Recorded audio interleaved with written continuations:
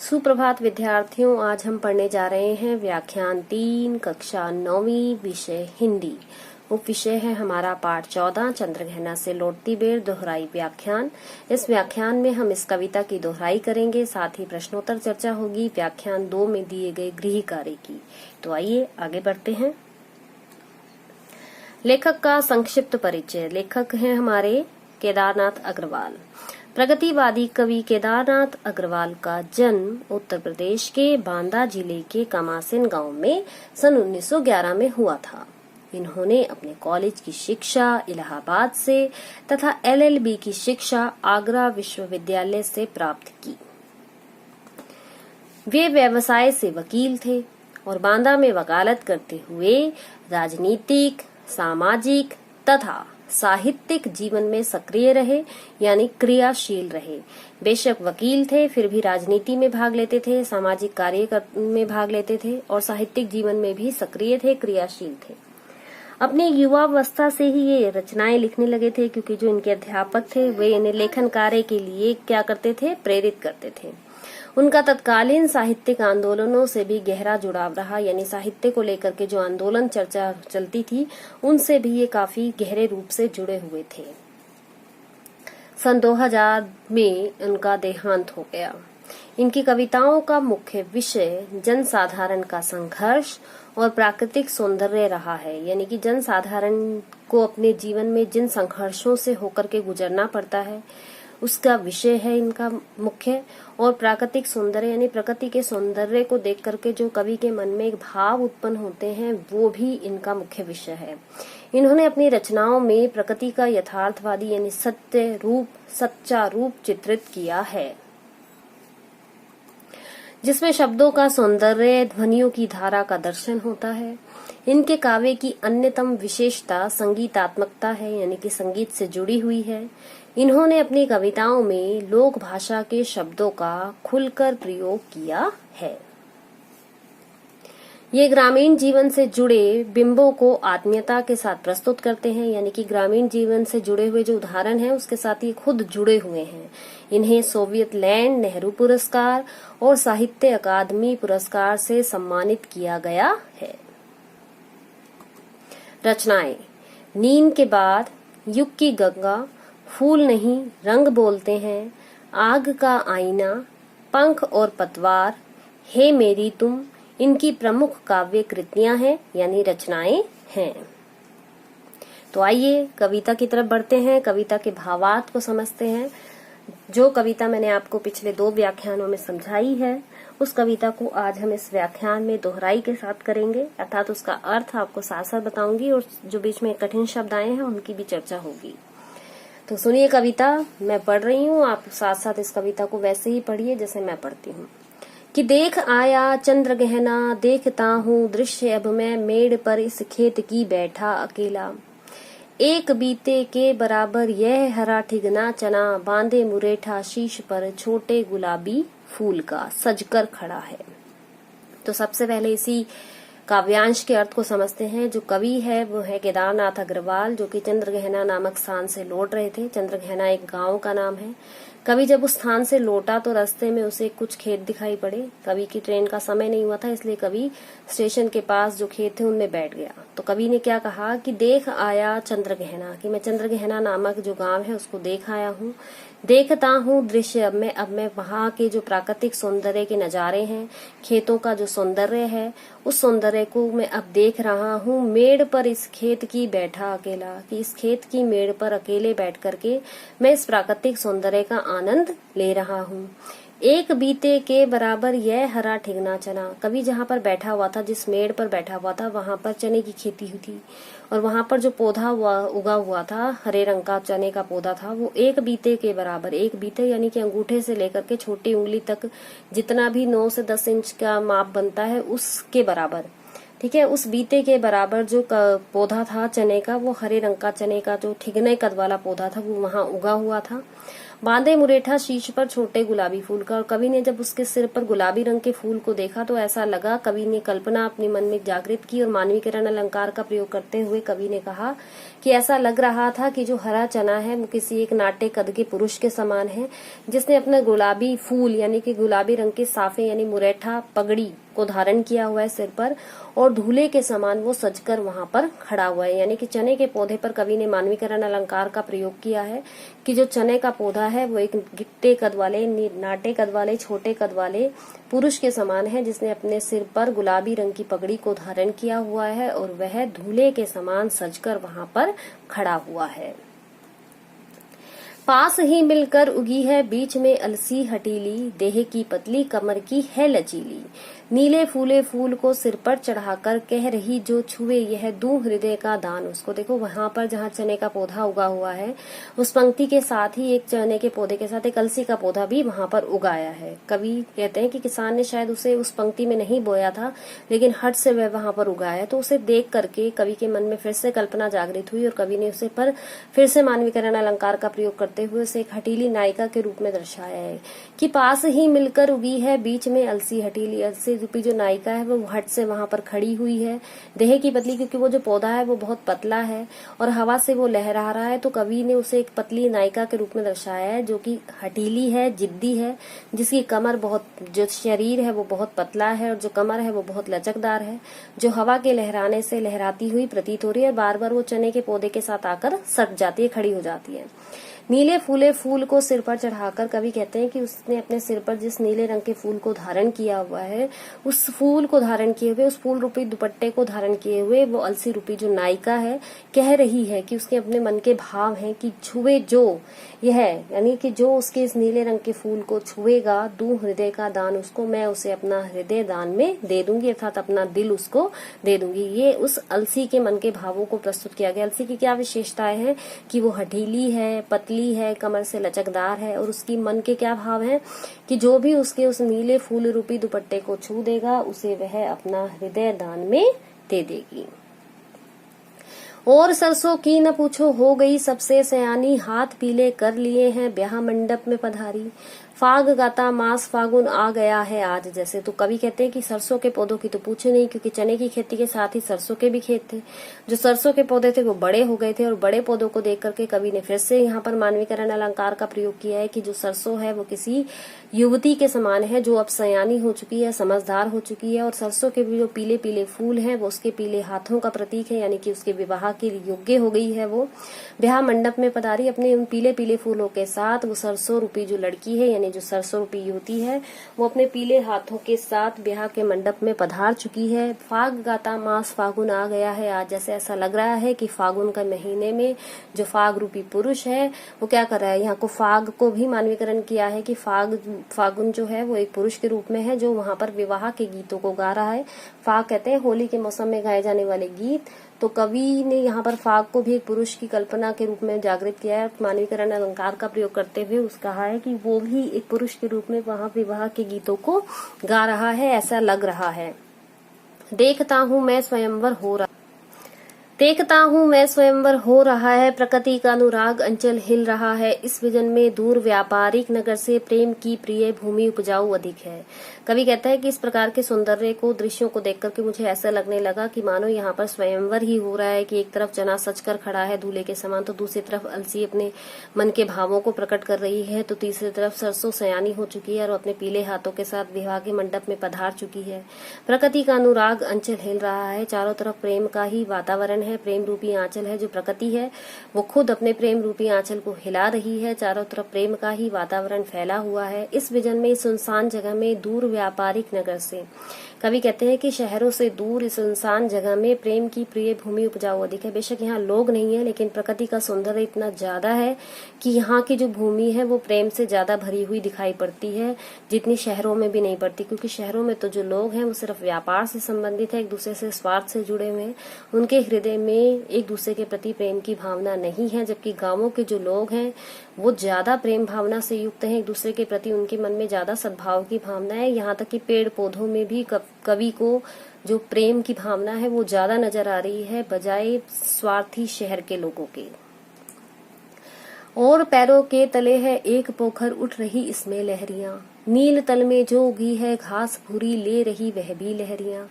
एक चांदी का बड़ा सा गोल खम्बा, आंख को है चकमकाता। देखो कवि कहता है कि कवि जिस मेड़ पर बैठा हुआ है, उस मेड़ के नीचे जहाँ कवि के पैरों के नीचे एक तालाब है, उस तालाब में उठ रही लहरियां। इसमें देखो कवि कहता है कि हवा चल रही है, हवा के कारण जो पोखर यानी तालाब का जो जल है वो लहराता हुआ प्रतीत हो रहा है, उसमें लहरें उठ रही हैं। और उसके नील तल में यानी कि जो नीले आकाश का जो प्रतिबिंब उस तालाब के जल पर पड़ रहा है, तो वो उस तालाब के तल को भी नीला प्रतीत कर रहा है। और उसके किनारे पर जो उगी हुई घास है वो भूरे रंग की घास है, तो हवा से वो जो घास है वो भी लहराती हुई प्रतीत हो रही है।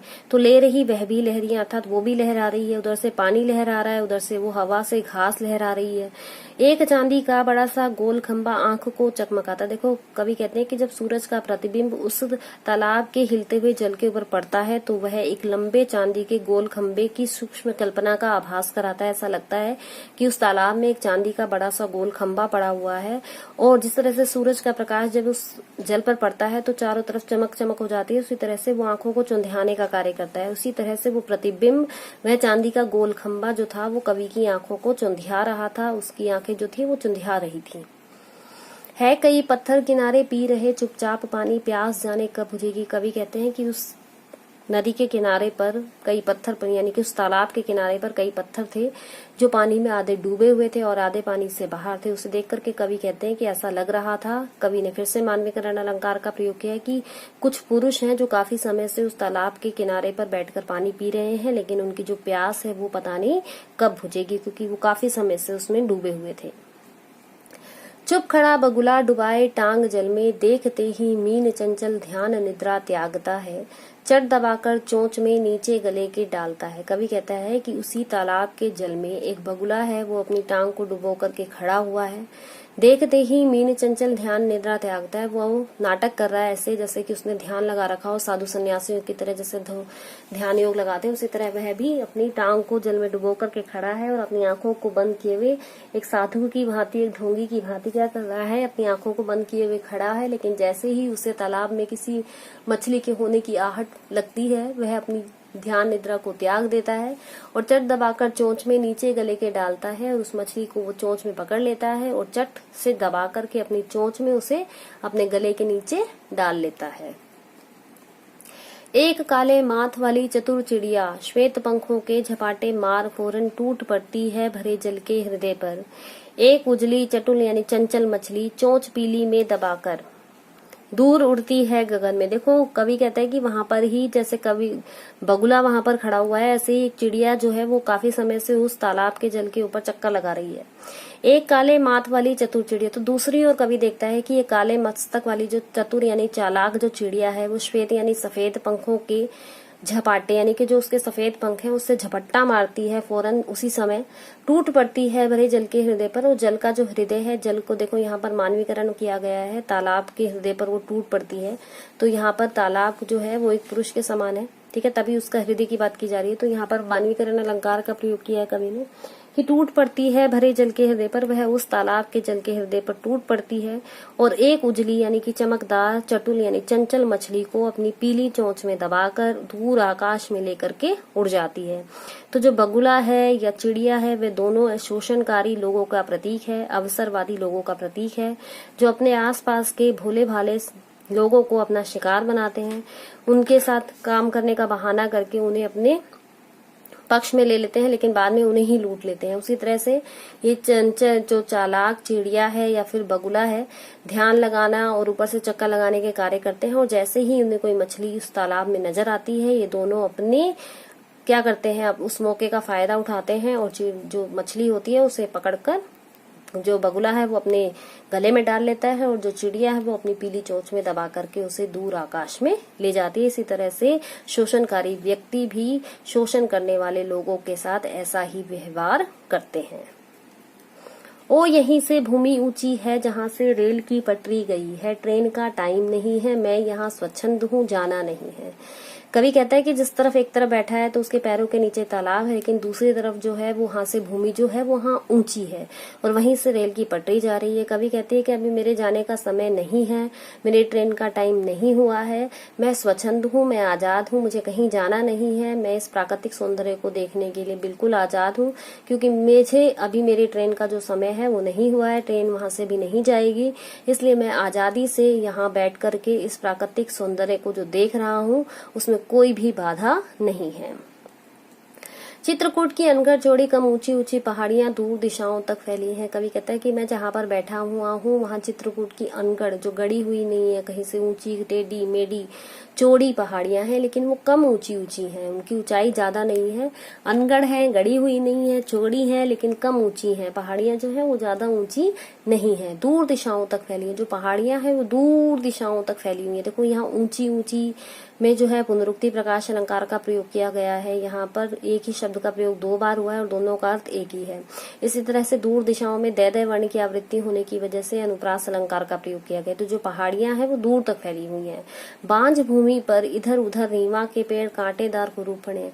जो पृथ्वी वहाँ की जो धरती है वो कैसी है, बांझ है। देखो एक तरफ तो कवि ने खेतों का वर्णन किया था जहाँ पर सरसों के पौधे उगे हुए थे, चने के पौधे उगे थे, तो वहाँ की जो हरियाली से भरी हुई है भूमि, ठीक है, ऊसर है। तो दूसरी तरफ क्या है, उर्वर है। तो दूसरी तरफ जो बात कवि ने की है कि पहाड़ियां कैसी हैं, पत्थरों से ढकी हुई हैं, ठीक है, अनगढ़ हैं, चौड़ी हैं, लेकिन दूर दिशाओं तक फैली हुई है। कहीं पर भी कोई प्राकृतिक सौंदर्य देखने को नहीं मिलता। इधर उधर अगर खड़े भी हैं तो वो रीवा के लंबे लंबे पेड़ खड़े हुए हैं जो कांटेदार हैं, जो कांटों से युक्त हैं, जिस पर कोई हरियाली नहीं, कोई पौधा नहीं, कोई फूल नहीं उगता। कुरूप हैं जिनका सौंदर्य नहीं है। कु मैंने बुरा, रूप मैंने जो रूप है उनका जो है वो बहुत ही बुरा है। यानी कि कांटों से भरे हुए सूखे पेड़ वहां पर खड़े हुए हैं जिनमें हरियाली नाम मात्र भी नहीं है। इसीलिए उस धरती को बांझ के समान माना गया है, भूमि को बांझ माना गया है। यहाँ पर भी मानवीकरण अलंकार है। इधर उधर, ठीक है, चारों तरफ जो है वो रीवा के कांटेदार पेड़ खड़े हुए हैं। कांटेदार के रूप में फिर से अनुप्रास अलंकार का प्रयोग किया गया है। सुन पड़ता है मीठा मीठा रस टपकाता सुगे। देखो जहाँ एक तरफ कवि बात कर रहा है कि कोई हरियाली नहीं है, वहां पर चारों तरफ का जो वातावरण है वो निराशा से भरा हुआ है, लेकिन उसी निराशा से भरे हुए वातावरण में जो मीठा मीठा रस टपकाता सुगे का स्वर, वहां पर तोता, सुगे कहते तोते को, तोते का जो स्वर है वो ऐसा लग रहा है मानो वो मीठा मीठा रस टपकाने का कार्य कर रहा हो, अर्थात कवि के कानों को बहुत ही मधुर सुनाई पड़ता है वो तोते का स्वर। जहाँ चारों तरफ प्राकृतिक सौंदर्य नहीं है, निराशा से युक्त वातावरण है, सुनसान है, बांझ भूमि है, कांटेदार पेड़ है, कुरूप है, कोई सौंदर्य देखने को नहीं मिलता। लेकिन उस सौंदर्य रहित जगह पर भी जब तोता अपनी टेंटे टेंटे आवाज करता है तो कवि के कानों में मधुर रस टपकने जैसा कार्य वो करता है। सुन पड़ता है वनस्थली का हृदय चीरता उठता गिरता सारस का स्वर टेटो टेटो। कवि कहता है कि उससे थोड़ी देर बाद ही वनस्थली, जो वन की स्थली है जहाँ पर वो कांटेदार पेड़ है, निराशा से भरा हुआ वातावरण है, उसी वातावरण में सारस का जो स्वर है टेटो टेटो कभी उठता गिरता सुनाई पड़ता है, क्योंकि जो गूंजता हुआ सुनाई पड़ता है। क्योंकि जो सुनसान जगह होती है अगर वहां पर कोई भी बोलता है तो आवाज 1 मिनट के बाद फिर दोबारा सुनाई सी पड़ती है। तो सारस पक्षी का स्वर एक बार होता है फिर चुप हो जाता है, फिर वही स्वर गूंजता हुआ सुनाई पड़ता है। तो ऐसा लगता है कि वो वनस्थली के हृदय को चीरने का कार्य कर रहा हो।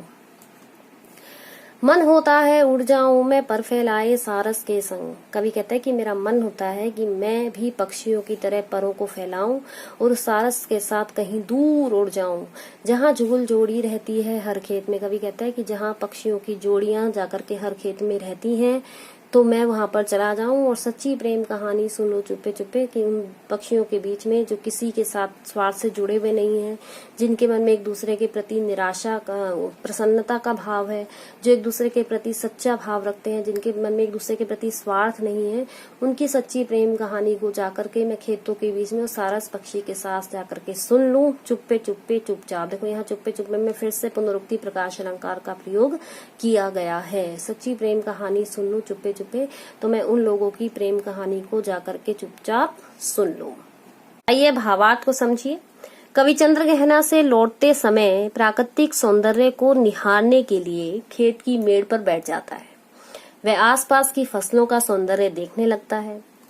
वह देखता है कि एक बीते की लंबाई का ठिगना सा चने का पौधा सज धज कर खड़ा है। उसने अपने शीश पर साफा यानी पगड़ी को बांध रखा है।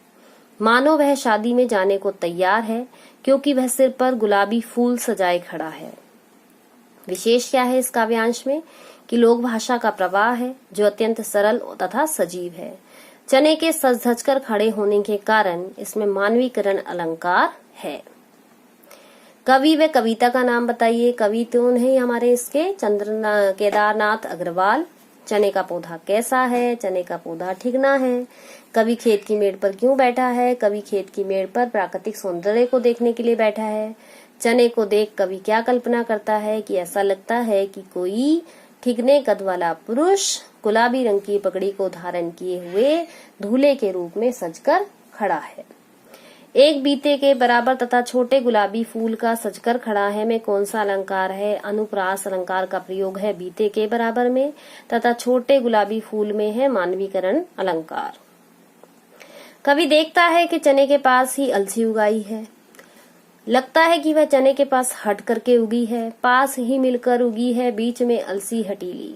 देह की पतली उसका पतला शरीर है, कमर की है लचीली लचकदार कमर वाली है। अलसी सिर पर नीले फूल को धारण किए हुए है, नीले फूले फूल को सिर पर चढ़ाकर अलसी कहती है कि जो उसे छुएगा उसे वह अपना हृदय दान दे देगी, अर्थात वह एक नायिका के रूप में अपना दिल एक नायक को देने को तैयार है। विशेष क्या है? देखो, काव्यांश में सरल भाषा का प्रयोग किया गया है। नीले फूले फूल में फ और ल वर्ण की आवृत्ति होने की वजह से अनुप्रास अलंकार का प्रयोग हुआ है। काव्यांश संबंधी प्रश्नोत्तर है कि अलसी कहाँ उगी हुई है? अलसी चने के पौधे के साथ हट से उगी हुई है। अलसी के लिए किन किन विशेषणों का प्रयोग हुआ है? हठीली है अलसी, ठीक है, लचीली है कमर से, देह की पतली है, दूं हृदय का दान उसको में कौन सा अलंकार है? यहाँ पर मानवीकरण भी है क्योंकि हृदय को दान देने की बात की जा रही है और द वर्ण की आवृत्ति होने की वजह से इसमें अनुप्रास अलंकार का प्रयोग भी किया गया है। सरसों के सौंदर्य के बारे में कवि बताता है कि उसकी सुंदरता के बारे में तो पूछो ही नहीं, कि और सरसों की न पूछो हो गई सबसे सयानी की, वह तो अब सबसे सयानी प्रतीत हो रही है। हाथ पीले कर लिए हैं, ब्याह मंडप में पधारी की, ब्याह के मंडप में जाने को आतुर उसने अपने हाथों को पीला कर रखा है। ऐसा लगता है कि फाग गाता हुआ फागुन भी आ पहुंचा है, आ गया है फाग, फाग गाता मास फागुन आ गया है आज। जैसे यह सब देखकर ऐसा लगता है कि जैसे किसी का स्वयंवर हो रहा हो, देखकर लगता है ऐसे मानो स्वयंवर हो रहा हो। इस शांतिपूर्ण क्षेत्र में प्रकृति का प्रेमपूर्ण आंचल हिल रहा है, अर्थात प्रकृति का प्रेम अनुराग रूपी अंचल हिल रहा है आज। जैसे सभी खुश हैं। कवि को लगता है कि शहरों की अपेक्षा गांव की जमीन प्यार के मामले में अधिक उपजाऊ है। यहाँ मनुष्य तो मनुष्य, पेड़ पौधे भी प्यार करते हैं, अर्थात इस विजन में दूर व्यापारिक नगर से प्रेम की प्रिय भूमि उपजाऊ अधिक है। विशेष क्या है? देखो, काव्यांश की जो भाषा थी वो आम बोलचाल की भाषा है। काव्यांश में मानवीकरण अलंकार का प्रयोग किया गया है। सरसों पर मानवीकरण अलंकार का प्रयोग है। हाथ पीले करना के दो अर्थ हैं, एक पीले फूल आना, एक विवाह हो जाना, इसलिए यहाँ पर श्लेष अलंकार का भी प्रयोग किया गया है। हाथ पीले करना एक मुहावरा भी है। फाग गाता मास फागुन आ गया है आज, जैसे ऐसा लगता है जैसे फागुन जो है वो फाग के गीत गातों को गाता हुआ प्रतीत हो रहा है। तो उत्प्रेक्षा भी है। अगर हम फाग के मौसम पर मानवीकरण अलंकार का भी प्रयोग कर सकते हैं कि फागुन को पुरुष के रूप में दर्शाया गया है जो कि गीत गाता हुआ आ रहा है। दूसरा है अनुराग अंचल में रूपक। देखो, यहाँ पर अ वर्ण की आवृत्ति होने की वजह से अनुप्रास हो सकता है, लेकिन नहीं, अनुप्रास नहीं है, क्योंकि अनुप्रास अलंकार में व्यंजन वर्ण की आवृत्ति होती है, स्वर की नहीं। तो यहाँ पर अनुराग रूपी आंचल है, इसलिए रूपक अलंकार है। सबसे सयानी में से वर्ण की आवृत्ति और प्रिय प्रेम की भूमि में पे वर्ण की आवृत्ति होने की वजह से अनुप्रास अलंकार का प्रयोग किया गया है। तालाब के नीले तल में भूरी घास उगाई है, लहरों के साथ वह भी लहरा रही है, और पैरों के तले है एक पोखर ले रही है, उसमें भी लहरियां, जो लहरें हैं उसमें लहरा रही हैं। और जो नीले तले में घास उगी है वो भी क्या है? हवा के कारण लहरा रही है। उस पानी में सूर्य की परछाई आंखों को चुंधिया रही है, आंख को है चकमकाता, ठीक है। उसमें जो प्रतिबिंब सूर्य का पड़ रहा है वो चांदी के बड़े गोल खंबे के समान प्रतीत हो रहा है, क्योंकि तालाब का जो जल है वो हिल रहा है, इसलिए प्रतिबिंब यानी कि सूरज की जो परछाई है वो भी हिल रही है। चमकती हुई वो परछाई एक चांदी के बड़े गोल खंबे का आभास करा रही है, और जब कवि उसको देखता है तो कवि की आंखें चौंधिया जाती हैं। वह चांदी के गोल खंबे सा दिख रहा है। तालाब के किनारे पर कई पत्थर जो है वो चुपचाप पानी पीते हुए दिख रहे हैं। पी रहे चुपचाप पानी, प्यास जाने कब बुझेगी। कवि सोचता है कि इन पत्थरों की प्यास पता नहीं कब बुझेगी, क्योंकि ये तो लंबे समय से पानी पी रहे हैं। विशेष क्या है, देखो काव्यांश में लोक भाषा का प्रयोग किया गया है। पत्थरों का चुपचाप पानी पीना मानवीकरण अलंकार है। एक चांदी का बड़ा सा में सा से शब्द जहां पर भी आते हैं वहां उपमा अलंकार का प्रयोग किया जाता है। तो खंबा कैसा है, गोल खंबा सा है, चांदी का बड़ा सा गोल खंबा। खंबा कैसा है, चांदी का समान है, तो इसलिए यहाँ पर उपमा है। तालाब के किनारे पर एक बगुला भी है जो ध्यान निद्रा लगा करके खड़ा हुआ है। वह सिर्फ ध्यान का नाटक कर रहा है कि चुप खड़ा बगुला डुबाए टांग जल में, देखते ही मीन चंचल ध्यान निद्रा त्यागता है। कि वो सिर्फ ध्यान का नाटक कर रहा है, क्योंकि वह चंचल मछलियों को देखते ही अपनी ध्यान निद्रा का त्याग कर देता है, ध्यान का त्याग कर देता है। उस मछली को वह चोंच को में पकड़कर गले के नीचे उतार लेता है, अपनी चोंच में पकड़ के नीचे गले के डालता है। जैसे उसे कोई मछली हलचल करती हुई नजर आती है तो वह उससे क्या करता है, अपनी ध्यान निद्रा को त्याग कर अपनी लंबी चोंच में उसे पकड़ता है और नीचे गले के डाल लेता है। तभी देखता है कि काले माथे वाली एक काले माथ वाली चिड़िया, चतुर चिड़िया जो थी, जिसके पंख सफेद हैं, वो क्या करती है, टूट पड़ती है भरे जल के हृदय पर, उस सफेद पानी की सतह पर झपट्टा मारती है और चोंच पीली में दबाकर, अपनी पीली चोंच में एक चमकदार चंचल उजली चटुल मछली, ठीक है, उस उजली चमकदार चंचल मछली को दबाकर दूर उड़ती है, गगन में आकाश में दूर उड़ जाती है। वैसे भी कवि को किसी काम के लिए कहीं आना जाना, कवि ने कहा था ना कि अभी मेरे ट्रेन का टाइम नहीं हुआ है, मैं स्वच्छंद हूँ, स्वतंत्र हुआ था, तो उसे कोई विशेष काम नहीं था। बगुला देखो ध्यान निद्रा कब त्यागता है, जब वह किसी उजली चटुल मछली जो होती है ना उसको देखता है, या फिर उसकी हलचल उसके कानों में पड़ती है। चिड़िया आकाश में कब उड़ जाती है, चिड़िया आकाश में क्या करती है, उस मछली को पीली चोंच में दबा करके उड़ जाती है। चिड़िया और बगुला किसके प्रतीक हैं, चालाक और अवसरवादी लोगों का प्रतीक है। कवि जहाँ बैठा है और ऊंची पटरी, ठीक है, कवि जहाँ पर बैठा हुआ है प्राकृतिक दृश्य को देख रहा है, वहीं से कुछ दूरी पर जमीन ऊंची है, वहां सामने से रेल की पटरी गई है। कवि जानता है कि ट्रेन के आने जाने का समय नहीं है। कवि वहां पर बैठा हुआ है, वहां की जो भूमि है वो बंजर है, ठीक है, बंजर भूमि के आसपास कोई भी कांटेदार पेड़ लगे हुए थे, उन पेड़ों को देखकर निराशा का भाव उत्पन्न हो रहा था। लेकिन कवि कहता है कि लेकिन वहां पर जो तोते की टेंटे की आवाज उसे सुनाई देती है, तोते की आवाज उसके मन को बहुत भा रही है, ये आवाज उसके कानों को बहुत अच्छी लग रही है। उसे दूर से ही सारस के टेंटों टेंटों की आवाज सुनाई पड़ती देती है, जो कभी गिरता है कभी उठता है, तो क्योंकि सुनसान इलाका है इसलिए गूंजता हुआ सा प्रतीत होता है वो स्वर। यह आवाज कहीं दूर से वन प्रांत को चीरती हुई आ रही है। सारस का यह स्वर कभी तेज होता है तो कभी मंद हो जाता है। कभी उस आवाज को सुनकर के प्रेम आतुर हो जाता है। देखो उठता गिरता से मतलब है कम हो जाना, यानी फिर मंद से तेज उठता है यानी तेज हो जाना, गिरने से मतलब है मंद हो जाना। तो कभी उस स्वर को सुनकर या आवाज को सुनकर प्रेम में आतुर हो जाता है। उसका मन करता है कि वह सारस के साथ उड़कर वहां पहुंच जाए जहां हरे भरे खेतों के बीच के यह युगल जोड़ी रहती है और परस्पर प्रेम की बातें कर रही है। कवि चुपचाप तथा छिपकर उनकी प्रेम कहानी को सुनना चाहता है। देखो विशेष क्या है कि काव्यांश की जो भाषा है वो लोक भाषा है। सारस के संग जहाँ जुगल जोड़ी में अनुप्रास अलंकार है, सै और जय जय वर्ण की आवृत्ति की वजह से मीठा मीठा और चुप्पे चुप्पे में पुनरुक्ति प्रकाश अलंकार का प्रयोग हुआ है।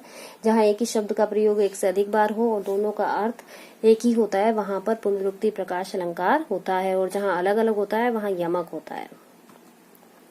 देखो कवि को तोते का स्वर कैसा लगता है, कवि को तोते का स्वर कानों को मधुर लगता है। सारस युगल कहाँ रहते हैं, खेतों में रहते हैं। कवि का मन क्या करता है, कवि का मन करता है कि वह पक्षियों की तरह पंखों को लगाकर दूर उड़ जाए और खेतों में जाकर के पक्षियों की प्रेम कहानी को सुन ले। कवि ने, अब मैंने आपको जो गृह कार्य दिया था उसका उत्तर जान लेते हैं। मैंने आपको 2 प्रश्न दिए थे। कवि ने प्रकृति का मानवीकरण कहाँ कहाँ किया है।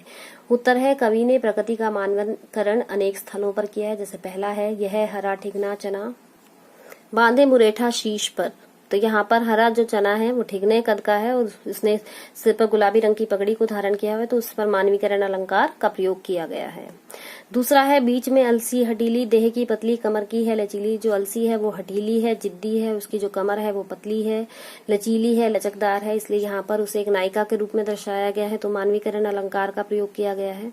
सरसों के लिए हाथ पीले कर लिए हैं, ब्याह मंडप में पधारी। देखो सरसों पर मानवीकरण अलंकार का प्रयोग किया गया है। जो सरसों है वो समझदार युवती की तरह हो गई है और अपने पीले हाथों को लिए वो ब्याह के मंडप में पधार रही है, तो यहाँ पर भी मानवीकरण है। फाग गाता मास फागुन आ गया है आज, जैसे ऐसा लगता है कि फागुन रूपी जो पुरुष है वो यहाँ पर फाग के गीतों को गाता हुआ चल रहा है, तो यहाँ पर भी मानवीकरण अलंकार का प्रयोग किया गया है कई पत्थर किनारे पी रहे चुपचाप पानी। देखो यहाँ पर पत्थरों पर भी मानवीकरण अलंकार का प्रयोग किया गया है, उन्हें पुरुषों के रूप में दर्शाया गया है जो काफी समय से उस तालाब के किनारे पर पानी पी रहे हैं, लेकिन उनकी प्यास अभी तक नहीं बुझी है। बगुले के लिए किया गया है कि देखते ही मीन चंचल ध्यान निद्रा त्यागता, उसे एक ढोंगी के रूप में दर्शाया गया है कि ढोंगी पुरुष जिस तरीके से अवसर का मौके का फायदा उठाते हैं और अपना शिकार कर लेते हैं, उसी तरह से ये बगुला भी क्या कर रहा है, चंचल मछली को देखते ही अपनी नींद को त्याग देता है। अगला प्रश्न था कि काले माथे और सफेद पंखों वाली चिड़िया आपकी दृष्टि में किस प्रकार के व्यक्तित्व का प्रतीक हो सकती हैं। देखो काले माथे और सफेद पंखों वाली चिड़िया किसी सफेद पोष व्यक्तित्व का प्रतीक हो सकती है। इसी चिड़िया की तरह ही वह भी अपने शिकार पर नजर रखता है। वह परोपकार, समाज सेवा आदि का दावा करता फिरता है, परंतु अवसर मिलते ही वह अपना काम कर जाता है, अर्थात उन्हें अपना शिकार बना लेता है। तो ये था आपका दोहराई कार्य। इस दोहराई कार्य के आधार पर तथा पिछले 2 व्याख्यानों के आधार पर आपको अपनी इस पाठ 14 चंद्रग्रहण से लौटती बेर कविता की तैयारी करनी है। इससे संबंधित एक कक्षा परीक्षा होगी जिसमें आपको एमसीक्यू क्वेश्चंस यानी कि बहुविकल्पीय प्रश्नोत्तरी व एक शब्द में उत्तर देने वाले प्रश्न आपकी कक्षा परीक्षा में आएंगे। उसके आधार पर इसकी तैयारी आपको करनी है। साथ ही आज एडक्वाक साइट पर आपका एक प्रदत्त कार्य आएगा, जिस प्रदत्त कार्य को आपको अपनी रफ कॉपी में करना है, उसके बाद उसे हमारी मेल आईडी पर भेजना है। तो मिलेंगे अगले व्याख्यान में, अपनी तैयारी कीजिए। कक्षा परीक्षा होगी आपकी परसों।